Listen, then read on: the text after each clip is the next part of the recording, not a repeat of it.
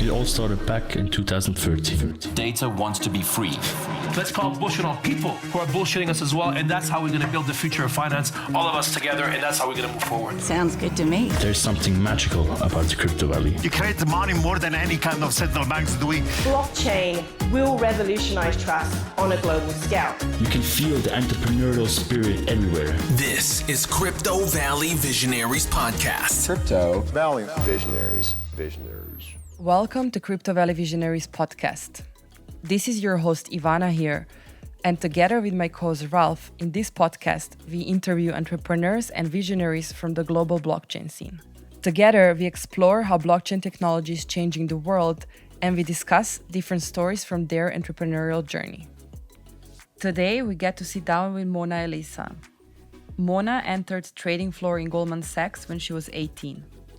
She was promoted to a vice president by the age of 26, and she traded profitably during 2008 and 2011 financial market crashes. After leaving Goldman, Mona worked in a hedge fund. Later on, she started one of her own, and this first venture led to her second venture, Melonport, a startup that built Melonport protocol for managing digital assets. In this episode, we talk with Mona about what made her succeed as a trader in Goldman Sachs. We also talk about how she overcame her first business failure and how, after becoming interested in blockchain, she started a company that successfully built and released an asset management protocol. Mona also shared her thoughts on hiring new employees and the importance of always being on the lookout for talents.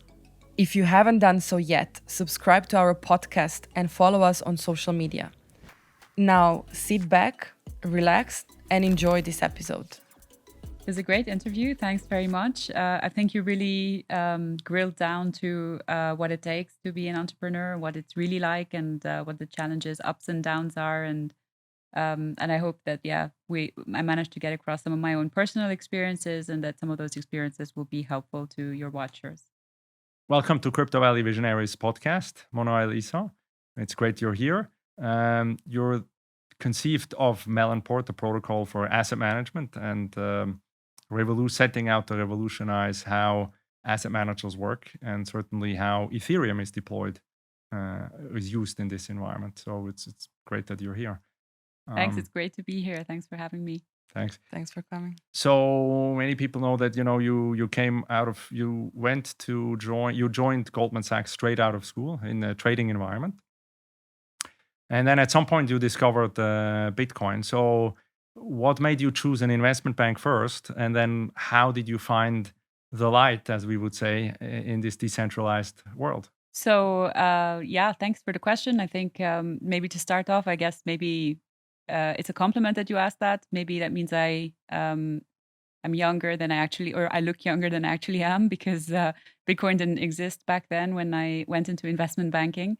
But I came out of actually, I was in university thinking about my career and what I wanted to do, and actually I felt very lost. One day, a friend of mine dragged me to a careers fair, and we watched a presentation of Goldman Sachs. And I thought, hey, they look actually quite interesting. I've always been interested in the stock market. Had seen my father playing around sometimes, and I thought it was quite interesting. And so I applied for a job that Easter, a small internship. I got rejected, but I didn't give up. I kept applying, and the following summer I got an internship, and basically that internship led to a full-time position as soon as I graduated from university. So the career really started straight out of university. I was very young. I think I first entered the trading floor when I was 18, and for me it was a big buzz. It was an exciting environment. There were not many women around on the trading floor. There was definitely quite some large and often shocking personalities. And I was, in comparison, quite shy and timid. But it was, I think, fast forward a year, I found my element, and I realized I can also be quite loud, and I can also be quite convincing. And I work probably 10 times harder than most people. Not necessarily the cleverest, but I work very hard. And so, I put in the hours, and I started to, prove that I could do certain things. And then with that came the confidence, and had a almost decade of fun years in Goldman trading long short equities, primarily market making and proprietary trading. But the proprietary trading, which was basically managing Goldman's investments, was doing quite well. So over the years, they trusted me with more and more, and also they allowed me to broaden my scope into other asset classes. So initially, I started just looking at equities, and then it sort of went to commodities, and then options, and then credit, and many other things. And it was a lot of fun learning all the new asset classes and being able to express positions in different, in different ways. And they really fostered my creativity and my excitement. So back then, Bitcoin crypto was not around, or at least I was not aware of it, and it was only 2008, which was actually during my time there, and I certainly didn't know about Bitcoin back then. We were way too busy dealing with the repercussions of the credit crisis and Lehman, and this was a fascinating time. As sad as it was for to see the market react like that, it was also like having front row seats in a cinema to watching something unravel, and it was quite fascinating time. And in 2011, basically, I got approached by a client of ours who used to trade with us a lot, and he tried to hire me. And basically, his hedge fund was based in Geneva, and he asked me to come and be a long short equity portfolio manager for him. And I had always kind of wanted to work in a hedge fund as well. I'd seen all these. I'd got to know a lot of the big hedge fund personalities from my role, and they seemed aspiring, and it was interesting, kind of to meet them. They all seemed, all very interesting characters, and this one in particular I thought was interesting. I had a good relationship with him, and when I joined that firm, it was really an exciting time as well. We did 4 years long short equity with him, and then I was basically approached by a German family office while I was in Geneva, who asked me, "Would you like to launch your own fund and we will seed it?" And I said, "That sounds awesome. I mean, this is really the dream now." Of course. Yeah. And so I said, "How much will you seed me?" And they said 20 million, which was not much compared to what I was used to managing. But I thought, hey, it's going to be my company, and it's going to be something that I can grow. And I'm a hard worker, and I can do this. I've always been able to figure things out in tough situations and rough environments, so I can make this work. So I went in very confidently, and I would say that that was probably my first big epic failure as a entrepreneur. I was very naive going into this process, having always worked at very large investment bank and then a very large hedge fund. Starting a fund with 20, 30 million, I managed to raise another 10 million alongside that, although it was incredibly hard to put that together, and very time consuming and draining. Um, the fact is that when you're such a small fund in this asset management space, it's very hard to survive. It's a very, very, very operationally and administratively intensive demanding, yeah. job. Where the infrastructure that asset management is based on today is archaic. I don't think they use any technology, and if they do, it's very, very old technology. And the time and energy it was taking for me to just make these processes work and book trades and report trades and reconcile and manage P&L and take fund administrator calls, etc., was extremely draining. After a year, I decided that this wasn't sustainable. I had been working 18-hour days, several days a week, including weekends, and I just reached a rock bottom, and I said, I can't do this anymore. This is really it's not fair to my investors. It's not fair to me. So I returned the capital to my investors. I explained to them the situation, and I was really, really down after that. I had never really failed at anything in my life before. I think also here in Europe, we don't take failure very well, just as a kind of from a kind of psychological point of view. I later found out that in the US, failing is celebrated. But we certainly didn't I certainly didn't feel that way when that happened. I felt very down, and I felt I needed to take a year off and recharge my batteries. I didn't want to go back in my career, so I didn't want to go back to an investment bank. I didn't want to go back to a large hedge fund. I felt like I had already done that. Actually, the one thing I had really wanted to do, I couldn't do, and I was just amazed by, I was amazed by that. I had the perfect CV, if you like, for launching a fund, or maybe not perfect, but I would say very strong. I should have been a very strong candidate Yeah. to launch a fund. So I took a year out. I did a month to recharge my batteries in a yoga and meditation retreat. Then I did the whole, um, got on a plane to Brazil, and I, started surfing out there and learned how to surf. And one day I was sitting on a beach and reading an article about Bitcoin, which my brother had mentioned to me a couple of years before. And my brother, he's a very smart guy. He works at Google, and he had asked me 2 years prior, "What do you think of Bitcoin?" over dinner, and I said, "I don't know what it is."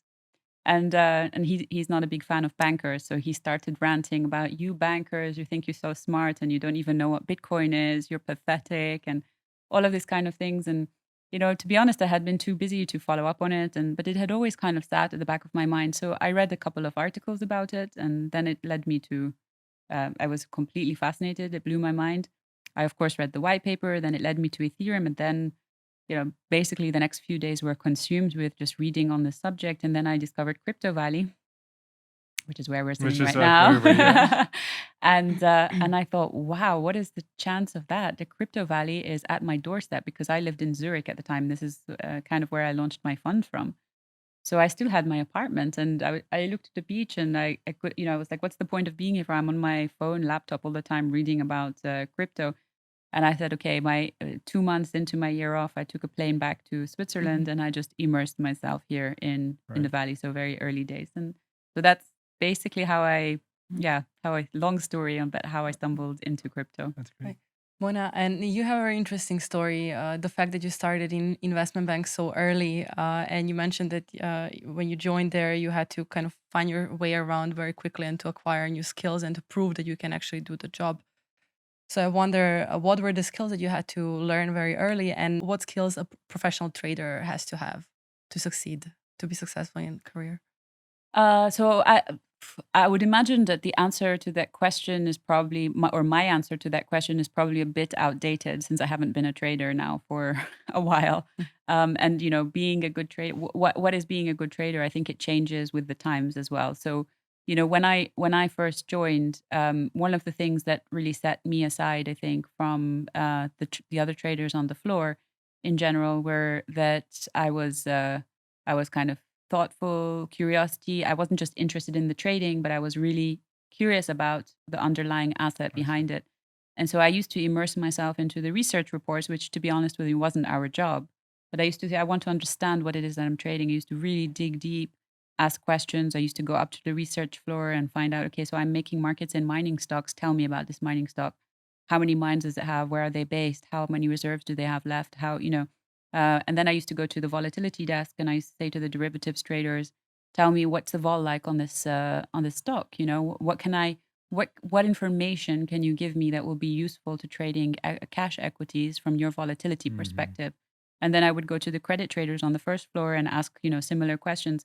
And at the beginning, it was really just going. It was really just the curiosity and the interest and the passion for what I was doing, and so that gave me an edge, which I think previously people thought, and it kind of, and to be honest, it wasn't me that set that trend. It was my mentor. I think there was only one other kind of youngish trader on the floor at the time who ended up becoming my mentor and was my mentor for a long time. And he kind of set that trend, and because he was my mentor, I was fortunate enough to follow in his footsteps and kind of adopt his style, or I kind of customize it to my own personality a bit, but I sort of followed the pattern a bit, and that really gave me an edge, because after that point, when salespeople used to come to my desk and say, what do you think of BHP Billiton? I used to say, well, I think it's a buy because of X, Y, Z, blah, blah, blah, blah, blah. And by the way, also volatility is really attractive. And so you could play it by a call option, and you could sell this to fund it. And And so I used to give them really great trade ideas, and then they would look smart in front of their clients. And then their clients would ask them more questions, which they couldn't always answer. And so they would come to me, and then they would say, actually, are you free for dinner? Tomorrow I'm going out with the client. And so basically I sort of played this hybrid role where I was a trader, but also I was going out with clients almost daily. And as a result, they were so grateful for the trade ideas or the insight I was giving them that they were just throwing tons of orders towards us. And we were just, having number one. When I joined, we had number 13 market share in my sector when I took that sector over. And they gave it to me actually because it was low. No one else wanted it. And so I said, I'm going to make something The out of only this. woman on the floor, probably one of the two women, right? They were just like, I'll give it to her. Yeah. And I was very lucky. I mean, part of it was luck, because it actually I recognized like this sector is very undervalued, and I started making a lot of noise about it, and I was right. And it was mining and commodity stocks at the time, and China boom started in 2004, and that whole very bullish global macro. And because of that, I was suddenly the least attractive stock. By the way, reminds me of having flashbacks of crypto recently. But it was a really great mentorship. It was I have to say very hard work and initiative from my side, and I also think that being also a bit of luck is always helpful. I was in the right place at the right time. So yeah. So would you say then that, for example, if you want to succeed in your career or in your field, then it pays off to be the most knowledgeable person? Definitely helps. I mean, you can't position yourself as any kind of visionary or expert if you don't know a lot about what you're doing.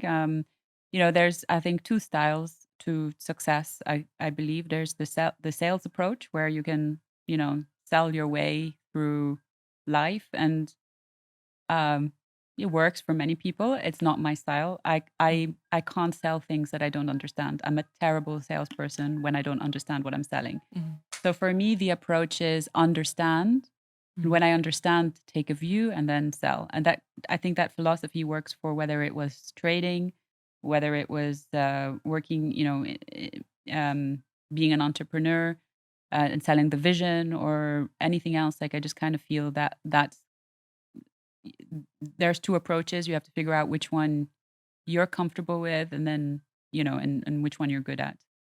So you returned by plane from the beach, right? So you landed in Zurich, and then suddenly you were like all over the place with your protocol idea and your co-founder. So Reto, yeah. Reto, how did you meet? And I know Ivana will press you on, how to choose the right co-founders, but maybe how did you meet? So actually, that's an interesting story as well. So when I arrived back from Brazil, I started to attend the Bitcoin meetups, which were about 8 or 9 people at the time, and all technologists. And they were a bit surprised to see me arrive at this meeting. I was the only woman, and I was the only non-technologist. They were like, "There's someone." Actually, they didn't even bother to ask me who I was. Or the first thing they said to me. So that was the Bitcoin meetup, which was founded by I think, but Decker was early, and Christian Decker. That's on Wednesdays. Yes, exactly. Yes. Yeah, and so I arrived. I think this was beginning of 2016, like January 2016. And I arrived, and the first thing that happened when I sat at the table is someone turned around to me and said, "You're in the wrong place. This is the Bitcoin meetup." Really? And I said, no, I know. I know that's where I want to be. And he rolled his eyes and looked at the guy next to him, and they just ignored me for the whole hour or 2 hours, whatever. Wow. And it was just these dinners. Like it wasn't a presentation or anything. People they were just talking about hash rates and stuff, and I didn't understand any of it. It was too technical for me. And then I would go home in the evening and Google some of these keywords and try to understand them better that they were talking about. And then I would show up the next week and the first week. Which year was this? January 2016. Oh, 2016. And the first 3 times I don't think anyone really said a word to me. And then the third time I think it was Andre Volke turned around to me and said, "Look, I'm sorry. Who are you, and what do you want here? Like everyone wants to know, so I'm just going to ask you."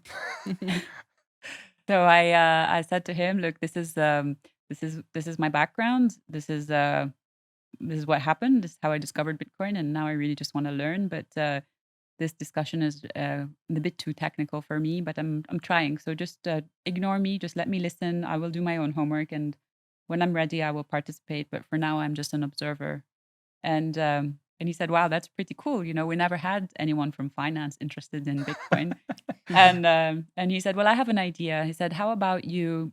He said, "There are so many interesting startups coming out in Switzerland, and so many interesting kind of students doing cool stuff from ETH and all the other top universities here. And they're very good technically, but they don't have any idea on how to set up a company or a business or projections or entrepreneurship. And maybe you could mentor them, and it could be an exchange of information. They teach you about the technology, and you teach them about or you mentor them, maybe not teach them about how to set up a business, etc." So so that's what I did. So I was helping quite a few startups, voluntarily, and that's what helped drive build my knowledge base. And one of those guys was Reto. So actually, Reto had the idea for Melon, and it wasn't called Melon back there. I think it was called Hedge Suisse back then when Okay. he first brought the idea to me. And he presented it to me. Was when I finally understood what what the idea was. It connected a few dots in my head, and I thought this could be. I mean, a kind of we build this out, not in that format exactly, but if we build it out, this could be the solution to the problem I had last year. Yeah. We could automate all of asset management, and we could build an entire new infrastructure which is much more modern, automated, etc. So that's how the whole idea of Melon was born. Or the company was founded in summer 2016, I think August officially. But there was a lot of work that went into it in the months before then, and and then that was the rest is Rest is history, so to the rest speak. is history. Yeah. So you built a team after that, right? So you're there. You have a co-founder, or he picked you. I don't know. Maybe he picked you, or you picked him. We were That's fair. co-founders. Yeah. Yeah. And then you scaled the team, probably quite quickly. You delivered. So how can you? Yeah, so we never became one of those huge teams actually. Sure. At the peak, we had 12 Still. employees. So Okay. I actually, it's an interesting question scaling. Until we were 8 people, I found it quite easy to manage a company.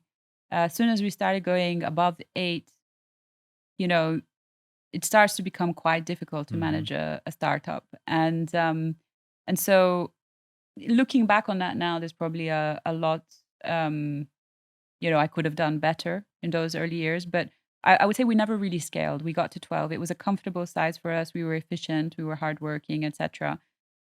We delivered things on time, on budget. We were very hardworking, and I guess in terms of hiring, we didn't really have a strategy for hiring. I can't say we had a strategy. I would say I have a strategy today, 5 years later, maybe from lessons learned.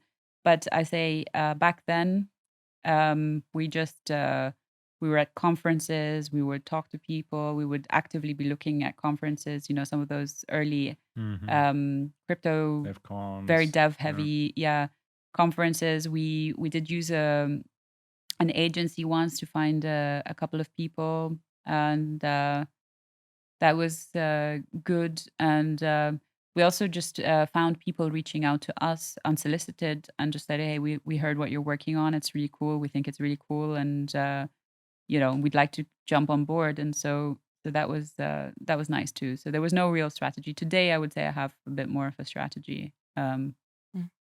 And I heard you talking in a couple of other interviews that you observe lack of talents and that it's not easy to hire talents here in Switzerland.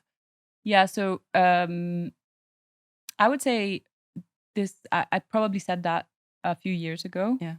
I don't know if that problem was just limited to Switzerland, but I felt that, I think the context there was that we were trying very hard to hire Swiss for certain very specific smart contract based roles, and we were struggling to find the talent or the level that we needed in terms of experience and talent. And where you did find it in Switzerland, often they were also setting up a startup. So, it was very rare, and where it was rare, they knew that they had something, they knew that they had some skills, so they were also trying to, start something, etc.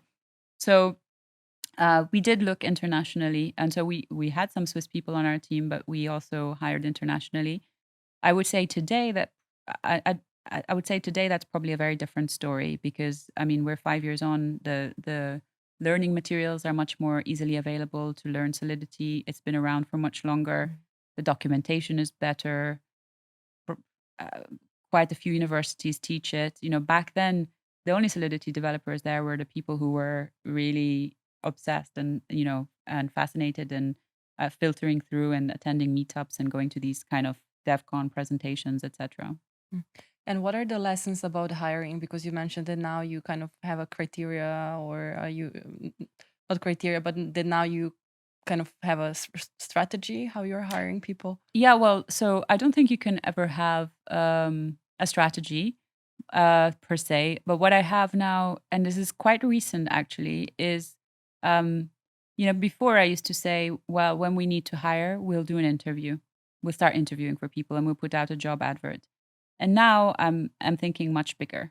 I think we should always constantly be interviewing people. We should always be scoping out talent. We should always be knowing what else is out there, so that we can also compare it to what we have internally, and really understand the hiring market. And what that means is that you can, when you hit an inflection point or when you need to scale quickly, it's not like you're starting from square zero and you have to go out and start hiring, but that you actually have a few candidates you can call immediately and say, what the startup world is like. In March, everyone was firing. In June, now everyone's hiring again, right? So because of the March, because of COVID, and June, because there just seems to be a crypto boom back. So, it's just a fact. It's, entrepreneurs have to take tough decisions sometimes.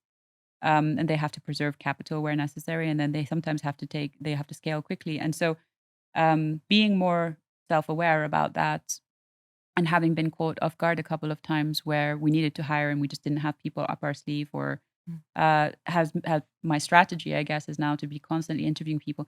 And that philosophy there is also, even if you don't have a hiring position or a role available for someone, if you find someone truly exceptional, you can always figure out how to make space for that person. So. And what are some of the skills that you are looking for when you're hiring? So what are the skills that you kind of think are important for your company, but also for you personally? So I think, so apart from the technical excellence, which I assume is we take for granted here, that I think everybody would want that. It's a passion about what we're doing, a curiosity about what we're doing, showing some awareness and knowledge of what's happening in the space and why Melon is, exciting or interesting.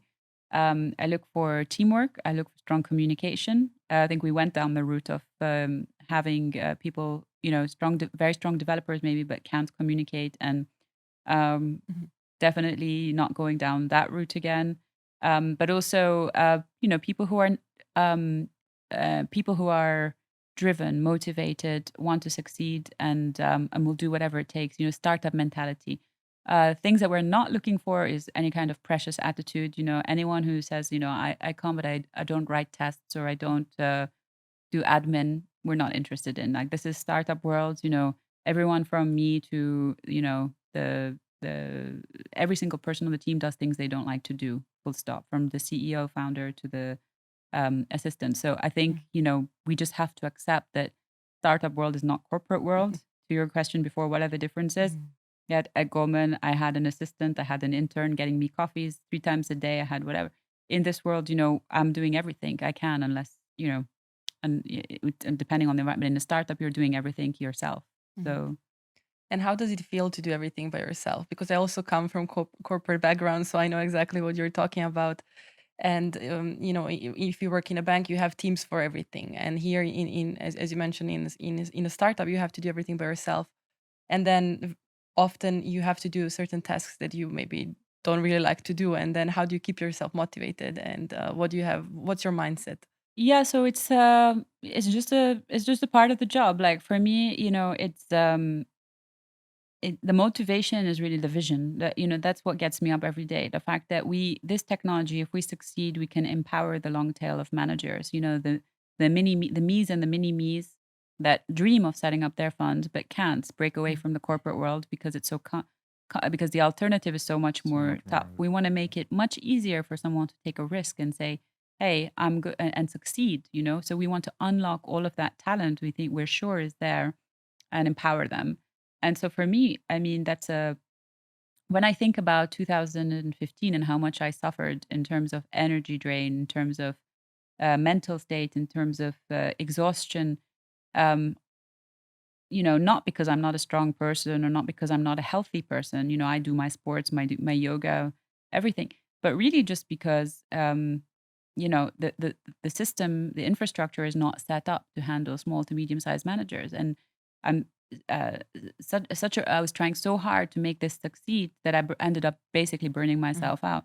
So if I think about how many other people like me there must be who are going through a similar journey, I would imagine, and I've spoken to a lot of people after the fact who have had very similar experience. I've even spoken to large hedge fund managers who have plenty of AUM, and they also suffer from the headaches. So if I can just remove that pain point, I just find it such an exciting proposal, and use my failure, use my tough year towards something good. I get very excited about that. You mentioned that, adversity, right? I mean, so you faced, everything was going very well. You were always succeeding, until that very moment when you were really challenged, to the core, maybe, if I can use that word. So, but you have since founded at least one more company, maybe more, we don't know of, but so how is it to, to actually overcome, this? What would you advise, startup founders that have had a day of reckoning, and then they have to pick themselves up and start again? How did you overcome this adversity?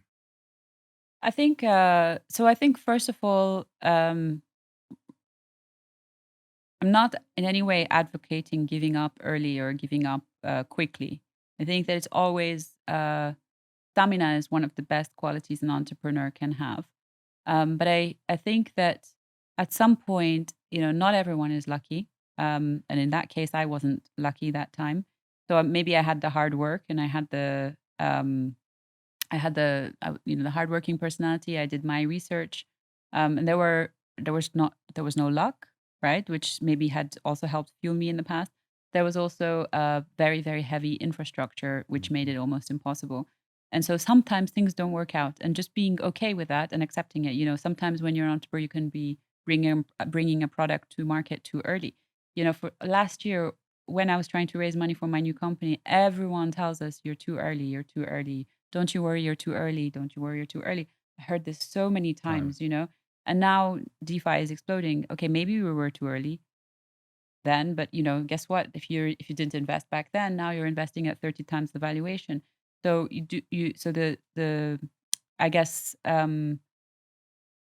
being able to stick I think being able to stick to your guns and your vision, if you're really confident about something, people will disagree with you all the time, and mostly investors will knock you down and say this is not a good idea, and you will get so many, unless you're very lucky, you'll get so many rejections before you get a yes.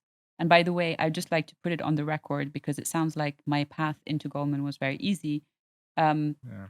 When I did my second round of, I told you I got rejected from the first internship. So when I went again for the second year internship, I applied this time to 26 different banks for internship. And before Goldman gave me an offer, 24 of them rejected me, like multiple offers. I had interviews, some of them rejected me straight out, etc. And then Deutsche Bank gave me just kind of when things looked really bad, I was like, I'm never going to get an internship. And I don't know why I was even so bothered that time. I just really, and Deutsche Bank gave me an offer in an area which I wasn't actually that interested in. And then at the same time, Goldman said, okay, actually, we'd like to interview you again and again.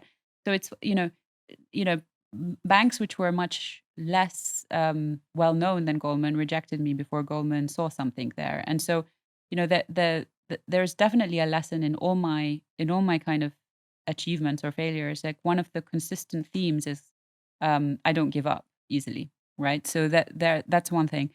The second thing is I have really strong when I have conviction, it's usually very strong conviction. And so if you tell me, no, I don't believe in your investment idea, go away, it's not for us. I'll probably be upset about it for a couple of hours. It hurts. It's a bit, I find fundraising a bit like dating. It's like a rejection in a way. You take it personally, etc. But my personality is once I've observed it and come back from it, life goes on. You have your conviction, and you only need one person to believe in you and to back you. And so I think those kind of qualities are what has helped, in terms of the challenges or the kind of keeping me going. Just maybe knowing from experience that when you're persistent and you have conviction, high conviction, that things often, not always, come right. And if they don't come right, it's okay. Usually there's a lesson to learn from that failure. And in my case, it led me to Melon. In other people's cases, it will lead them to other important things in their life. And speaking about that, when you mentioned that you have strong conviction and that you are opinionated, then how did you get along with? Did you ever, as a woman, in a very masculine profession, did being opinionated ever get you in trouble with your colleagues? Yeah. Maybe when you disagreed with your superiors, Yes, or it with your did. peers. Yeah. So just one small edit to what you said. So I don't always have high conviction. I said is when I do have high conviction, and I'm very happy to admit that in many cases I don't have high conviction. But when I've done my homework and I have high conviction, it's very hard to shut me up after that. So that's kind of my my thesis. Yes, did it get me into trouble? Yes, it did. Did it get me into trouble because I was a woman? I don't know. I don't think so. I mean, if anything, I never really felt too, at least at Goldman, afterwards, yes, but at least at Goldman, I never felt that being a woman, except maybe once, was a handicap. But in general, I thought I was treated very fairly and very equally, compared to what other stories I've heard. But yeah, there was one story that comes to mind was a big meeting that was called by a much more senior person than me, and they brought all the senior MDs into the room, and the topic was my sector, but this senior guy, wanted to pitch a trade idea in my sector and get the bank to put $300 million behind it, and this. So I was called in for that reason. I was the most junior person in the room and the only female. And so there was 20 people in the room, and he pitched his idea. And the whole time he was pitching his idea, I was thinking, oh, he's pitching an idea which I have been long for the last 4 years, and I've just sold and I've gone short. And he's pitching that the banks go long 300 million. So at the end of his pitch, they went around the room and they said to everybody in the room, what do you think of this trade idea? Because they wanted, they needed all the senior approvals. And everyone went, yep, approved. And no one asked, and then at the end, the head of trading asked me, Mona, what do you think? And I said, do you want my honest opinion? And he said, yes. And I said, I think you're 5 years too late on this trade. And because of me, the bank, the head of trading didn't let him put the $300 million, but he did put a $50 million position on. Anyway, that night when I left the office, I was followed by I was followed by this gentleman home, and he actually came down and threatened me.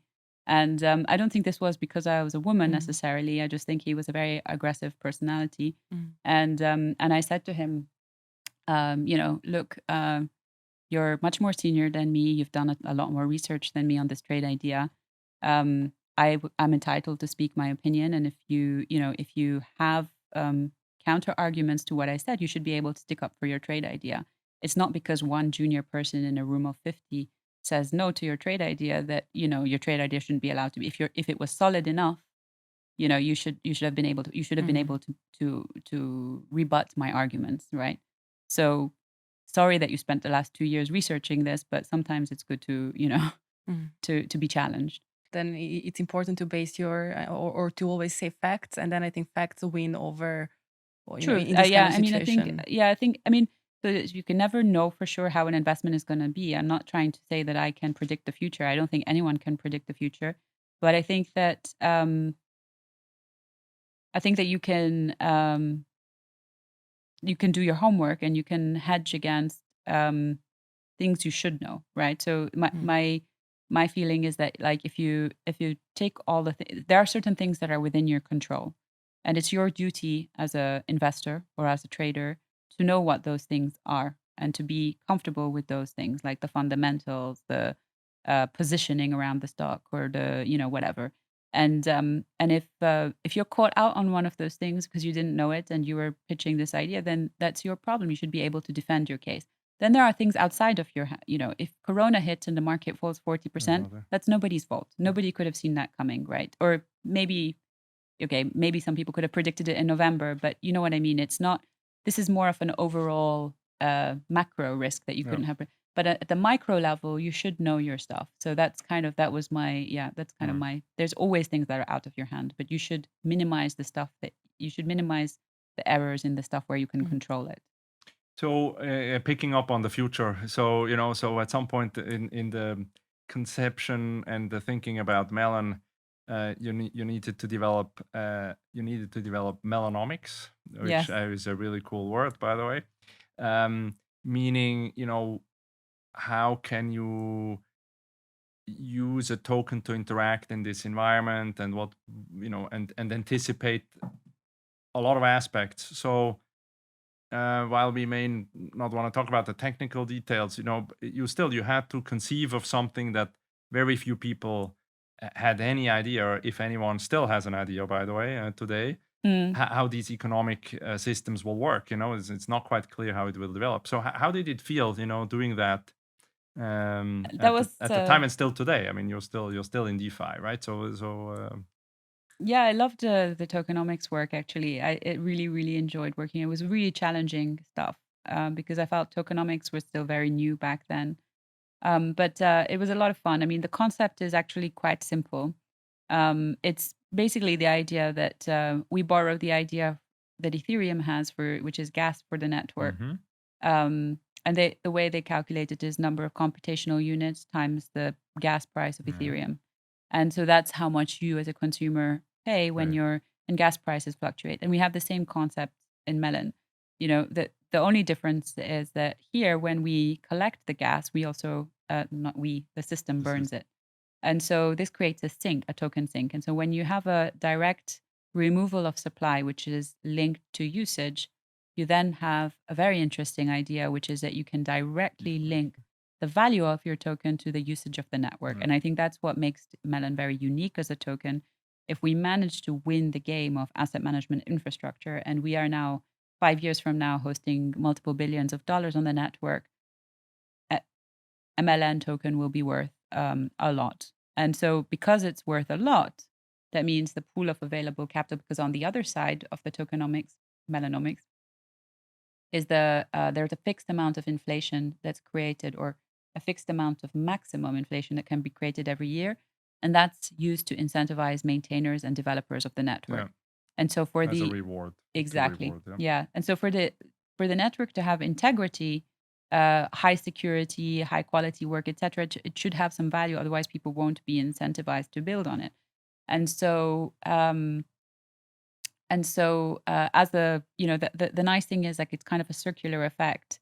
If you develop good stuff for the protocol, more people will use it, and if more people use it, the value of the MLN goes up, etc., etc. And so it's a nice kind of circular effect. And it was a really fun piece of work to figure out. It was fun also researching all the other tokenomics models out there. I think and we're still very happy with the model, but actually, just a side note to that, it's actually in discussion right now.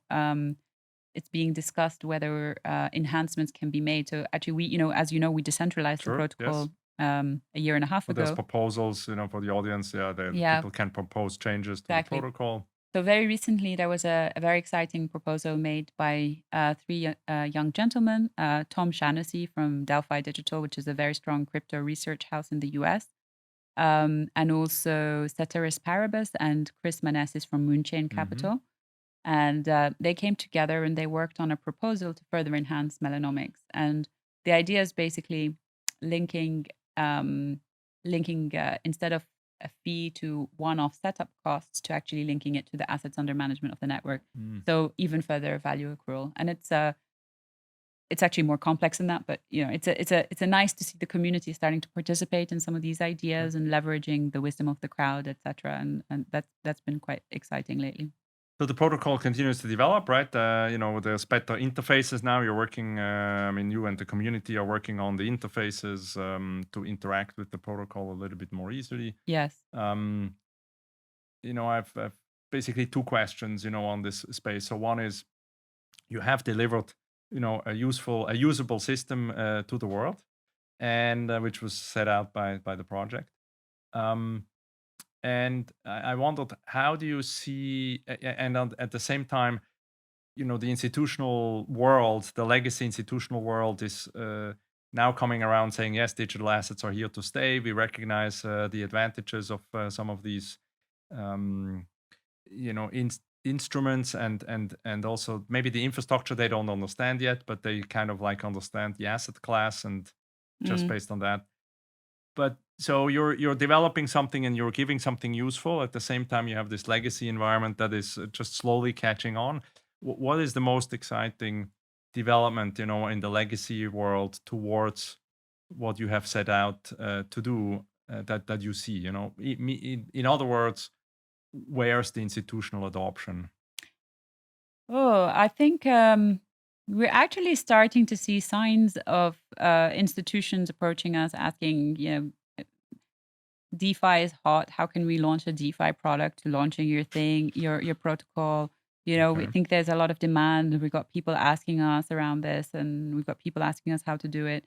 I think that's one exciting thing. Well, I think that's still early days, but seems to be happening a lot more recently. The second thing is, to be honest, it's just seeing talent move from traditional finance to crypto finance, and I think that's actually been really fun to watch. That 5 years ago, I can't imagine that many people were brave enough to leave their stable jobs in banking or whatever to come over to blockchain. That you can see it now. There aren't that many people with strong finance backgrounds in DeFi today. Today, I'm seeing a lot more newbies coming in from finance, and even in the job applications, we're seeing people who have strong finance background, maybe taught themselves coding in the last few years and want to get involved. And so that's actually a really interesting trend. And lastly, it's good when it's interesting when your friends from banking are messaging you saying, "How do I buy Bitcoin?" When 3 years ago you were having dinner with them and they were saying it's a scam and all that. So I think those are three kind of interesting touch points. Interesting. And I would like to go back to this part where you were saying how you took a year off after you realized that your project was not going the way that you expected it to go. And you also mentioned that you work long hours and that once you quit, you kind of felt almost burnt out. And I can imagine that there are a lot of other entrepreneurs who are watching this or listening to this in the same situation, working really long hours, and there are ups and downs, and then sometimes they feel or they think, maybe is this really worth it, and they're struggling with doubts. Yes. So can you tell us how did you feel? How did you feel back then? And then how did you feel once you realized, okay, now I quit and then I move on? And how did you overcome this emotionally? Yeah, so I can answer that question very easily, actually. So for me, one thing that I struggled with in the sort of period when I set up a fund was I didn't want to accept that this wasn't working out. I had been begging people for capital. Aside from my seed capital, I raised 10 million. Much of it was from family and friends. And I didn't want to have to go back to them 6 months later and say, sorry, this hasn't worked out, because I felt it would make me look weak. And somehow I felt trapped in a marriage that I didn't want to be in, if you like to use that analogy, right? And I think that's actually what burnt me. I stopped loving what I was doing. I stopped feeling passionate about it. And deep down, somewhere in there, I knew that this isn't going to work, right? And so that's what ultimately, but I still wanted it to work, and I still was trying, out of goodwill, to try and make it work. And I really tried. The real turning point and the awakening point for me was actually when I ended up in hospital. And I don't actually think I ever shared this story with anyone before, but I was kind of I don't want to go into the details, but basically I was so burnt out that I had to spend a couple of days in hospital, and that was for me, probably a week to recover after that. And that was a real wake up moment that nothing is worth, your health at that point. And I thought, part of the reason for taking a year off was kind of a reaction to that and saying, I need this time to recover, etc. But actually, what I've realized now in hindsight, and I work just as hard now and I'm fine. I've never had another incident like that again. But I think when you're truly believing and passionate about what you're doing, you're comfortable in your vision, and you're not doing it because you feel trapped, you're doing it because you really want to be doing it. Then somehow at least me, and I can't speak for everyone, at least I find the energy to keep going, and I find the drive and the motivation. So I think that's kind of for me the difference between the two. And I think that it's probably also worth mentioning that not everybody has what it takes to be an entrepreneur. And I think it's worth knowing yourself, and what you're good at, what you're bad at, and how you manage long hours versus, and really thinking carefully about what you want in life, because whether you like it or not, being an entrepreneur will take up a lot of time, and there will be ups and downs. And so you have to be okay with volatility, uncertainty, long hours, doing admin-y things and all of that kind of stuff. And if you don't have that personality, and maybe you don't know until you try it, but then you should be honest with yourself about it, and not, because again, that leads to a situation where you feel trapped again. So speaking about entrepreneurs, so you're still in the Crypto Valley. Yes. How has it changed? So how do you see the institutional framework, also for people to start? We had this conversation with a number of guests before, and and from the outside of Switzerland, people would ask many times, why would you found in Switzerland? Why Switzerland? It's expensive, it's difficult to find people. But still, we have this incredibly vibrant ecosystem now, and people come here to found. So maybe, how has it changed from when you started to today, and how is your outlook for this entrepreneurial or for this for this ecosystem that really attracts a lot of entrepreneurs and coders? Yeah, so I think it's changed a lot in the last 5 years. I mean, when we first set up a company here, there weren't many other people here. I think we were one of the only companies that actually set up, had an office, and had real staff here. And today it's a very different story. I think, we see a lot of companies who are actually physically based here.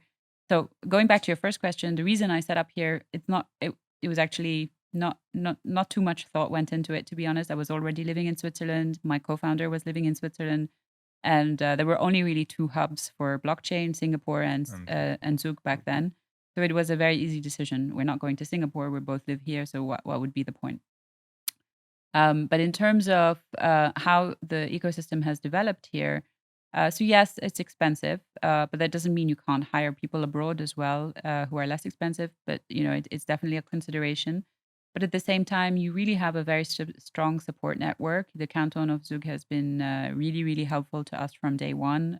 Very supportive, always door open. That's the beauty of the cantonal system, and having such a welcoming, accessible team of people. Then the Crypto Valley Labs, of course, popped up, and then we had actually I'm walking around today just before this interview thinking there's like a new work hub on every corner, and it never used to be the case. And it kind of starts to really have a buzz about it. And I think now when I walk in the streets, it's hard for me to walk from here to the lake without bumping into 3 people in crypto that I know, and that's quite a nice buzz feeling to it. That's great. And how much are you looking forward to? I'm not sure how much you have looked at this DLT Act, but obviously the regulatory framework. A general comment, on the regulatory framework. Obviously, there's a lot of assets management in Switzerland. They certainly still live in the medieval times, or even further back, in terms of technology that they're using. Mhm. But how do you anticipate, or how do you see this regulatory framework really helping you going forward? I think it's still in the works, if I'm not mistaken, and so I don't know too much about it except the rumors and the words and Okay. the points that are being batted back and forth. The one thing I would say is that I think DLT, or decentralized finance, is a huge deal for finance. I think so. I think putting anything that is restraining or constraining on entrepreneurs at this stage from a regulatory front would be a very bad idea. I think empowering them and enabling them to create the next infrastructures that will keep Switzerland's competitive advantage. It's always been seen as one of the financial hubs globally, and I think that making so you can do that in a way where you still encourage some sensibility. So, for example, if you're, silly, there's a big debate about whether what's the definition of operating a protocol, or operating a DEX or something like that. And I think giving clarity to people and giving openness to people as much as possible, like to be able to build these things without having to worry that the next day they'll be shut down, is very important. And then you can worry about the details later. I think more importantly than the regulations, they should be thinking about what warnings to give users, right? When you go in, you should always, if you're going to use a protocol, you should make sure it's been audited once, twice. Even then, you're not guaranteed. So only use the funds that you're prepared to lose. Do you have insurance? There are now lots of protocols offering insurance for DeFi. Yeah. Maybe you should consider getting insurance if you don't get insurance. And so I think it's more important to highlight what the users should be doing than to try and stopping the innovators, Okay. the builders. Cool. What are some of the biggest learnings from your corporate career that helped you in leading your startups? I guess, Goldman was probably a good place to learn about stamina and long hours, early starts, etc. So I think that has helped soften the shock to an entrepreneur's life for sure. I think being empowered at such a young age by Goldman was a really big lesson, really allowing young, exceptional talent to flourish. And I think when I really think about that a lot when I'm hiring, it's okay, you really want to be hiring people who are better than you. And I can safely say that everyone on my team is much smarter than me. So I think I've done well on that front. And that's actually how you grow and you become successful, by hiring people who are better than you. So that's been a big lesson. And third lesson from the corporate world. I guess just sticking to conviction when you have it, and kind of working hard and sticking to conviction when you have it. Related to work and life balance, what is it that you learned that is important to do to keep the work and life balance, and what do you do to relax after working long hours? What is important? So I find breathing great as a form of relaxation. I start my day every day with doing some breathing exercises, and I find it's a great way to start the day.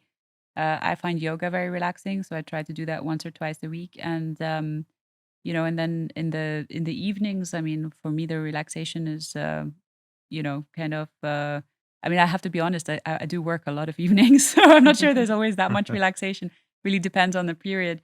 But I think I think the most important thing is that when you're not working, to make sure you're present and that you're there, not on your phone. You know, when you're spending time with family and friends, not that you're on the phone all the time and whatever, but that you're making sure that that's quality time, and that when you're working, and when you're not working, you're present, and that you're enjoying the moment. And I think that's the secret to the work-life balance, really. That's great. So at the end of our interviews, Mona Lisa, we always ask for like 3 important or the best tips or recommendations you can give entrepreneurs, but within 90 seconds. So, So I would say the first one is really find your form of relaxation. I think it's, for me, it was breathing. It doesn't have to be breathing, but something that you can do for 15 minutes a day. It doesn't take too much time, but that really relaxes you. The second is don't give up. I mean, if you're passionate and you really believe in something and you have high conviction, don't give up easily. You know, it's not that the first problem you halt, or the second problem you should give up. I mean, it can take a year and a half, even longer sometimes, for things to really come to fruition. So give it a try. And the third is really just to accept that sometimes you're wrong or unlucky and things don't work out, but that whenever there's a tough time or a failure or anything like that, to look at the other side of the coin and think, what did you learn from that? And know, kind of with some secret confidence, that that lesson will take you somewhere good, whether it's in personal life or professional life in future. Great. Amazing. Well, thanks for coming. Thanks Mona. a lot. Thanks for having me. It was a pleasure to be here. This was another episode of Crypto Valley Visionaries podcast. Make sure to follow us when the mics are off on LinkedIn and Twitter at CV_labs, or visit our website at cvlabs.com.